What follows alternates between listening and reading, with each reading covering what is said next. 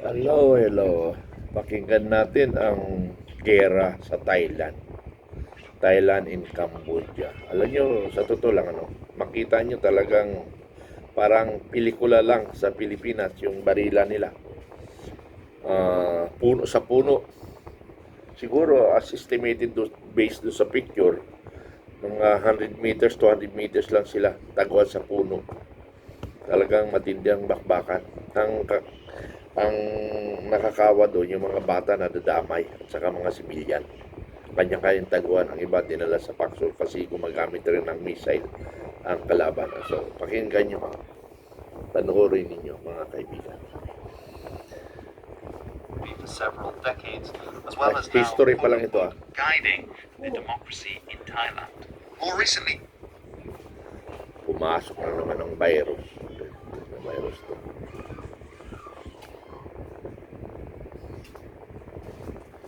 Lagi pumapasok ang virus talaga. when most people think about Thailand, they probably think of a luxurious holiday destination, or perhaps one of the world's foremost Buddhist nations. Or, if they're viewers of the channel, the fact that it once had a really cool elephant on its flag. But many people don't know that Thailand has a very long and tricky history with its military, who directly ruled the country for several decades, as well as now, quote-unquote, guiding the democracy in Thailand. More recently, Thailand has been embroiled in a border conflict with the neighbouring nation of Cambodia, with whom it shares a large border in the south.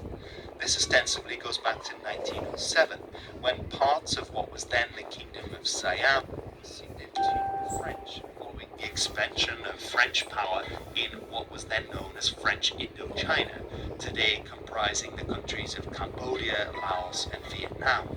The country of Siam, the predecessor of modern Thailand, is famous as being one of the only countries in the world that was never colonized. However, it did see its fortunes decline as a result of the powerful French power to its border, as well as the British on the other side.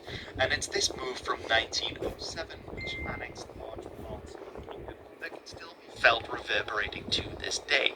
In particular, the 1907 treaty handed over a very old and beautiful temple, Preavihir, which then became French territory in 1907.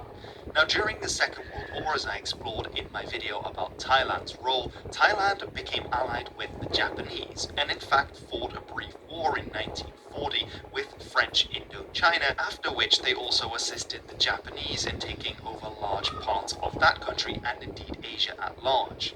As part of this deal with the Japanese promised to help them get back Preavihir, which they did in 1941, annexing it back into Thai territory.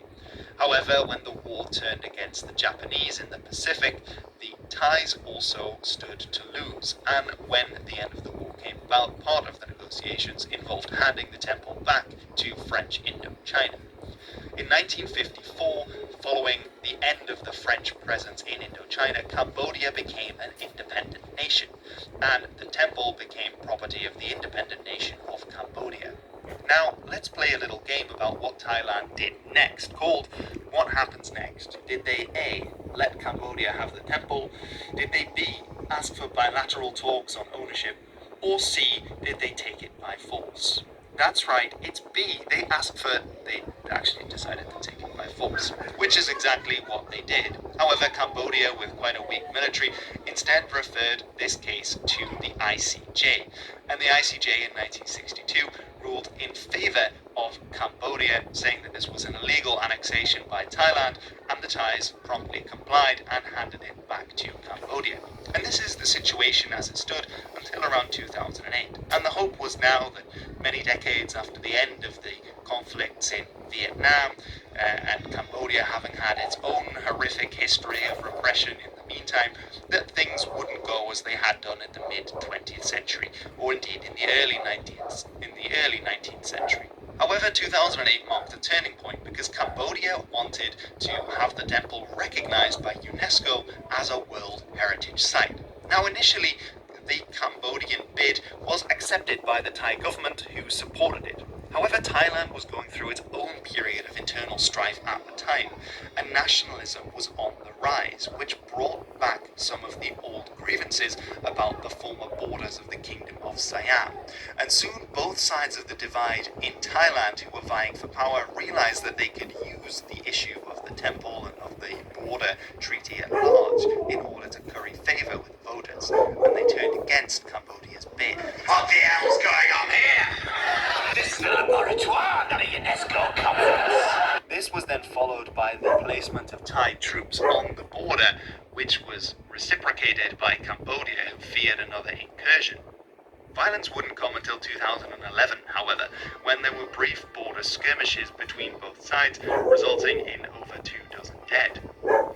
This was followed by a ceasefire, which had held until this year, 2025, when in May a Cambodian soldier was killed in a border skirmish. This may have been the end of the matter, but in order to try and let this be water under the bridge, the Thai Prime Minister Paetongtarn Shinawatra ended up calling a senior Cambodian official, a family friend of many decades, in order to try and smooth things over. However, the Cambodian official in question then leaked the phone call, which involved the Thai Prime Minister using the very respectful term uncle to this Cambodian official, which was seen as her being deferential to this Cambodian figure, which didn't sit well with Thai hardliners. Even worse, though, for the Thai Prime Minister was that during this leaked phone call, she also insulted a member of the Thai military, which, as mentioned at the start of this video, is a big no-no in Thailand, given the very powerful position of the military. It's not entirely clear why the Cambodian official decided to leak this phone call, as this almost certainly is a large factor in why the hostilities between the two countries have been allowed to increase. And one might even suggest that warmongering may have been one of the reasons. War certainly seems to be on the horizon, as in July of 2025, a Thai soldier had his leg blown off by a landmine, involving several others that were injured too. Thailand claims that these landmines had recently been laid along the border with Cambodia, and that these were of a modern Russian make, whereas the Cambodians claim that this area has always had lots of landmines because of previous conflicts between the two nations, and indeed in the Vietnam War at large, and so that this was an old landmine. However, it's difficult to know which side to believe in these claims. Whatever the true origin, this was soon followed by drone attacks from both sides, with both sides claiming that the other first started the fighting and then sent in troops to attack several border positions, which were already militarily occupied along the Thai-Cambodian border. This was followed by the introduction of artillery and shelling, after which several civilians on both sides have been killed, and there have been allegations of war crimes with the targeting of schools and hospitals by both sides. The Thais are known also to have employed their air force, including bombing runs by F-16s on various Cambodian positions, including near to the temple at the heart of this conflict, which as well as in 11 other locations. The Thais have claimed to knock out 2 Cambodian tanks which were involved in the assault, and this increasingly heavy weaponry and vehicles being used is certainly a cause for concern, given that this is now well past some small-scale border skirmishes with small arms only. The question is how this will go further, and whether they will be able to reach an agreement before this escalates into a full-scale war. The United States may have a role in the actual conflict that is playing out here, given that in August, both Cambodia and Thailand are about to be slapped with a 37% tariff, which will significantly weaken both of their economies and their exports. One possible hope for mediation between them is the Association of Southeast Asian Nations, the leader of which at the moment is the Malaysian Prime Minister, who has already been phoning with both sides, and it seemed that a ceasefire was close, but was then rescinded by Thai authorities. Japan has also condemned both countries. So, narinig natin, sa boundaries lang talagang pinagmulan nila yung standard na sitwasyon. May namatay, lumala, may nasaktan, may namatay, ngayon ang missile. So ego ngayon ang nangyayari. So, matindi ang labanan ngayon. So, nandiyan na naman ang US, ano? Nakialam na naman ang US.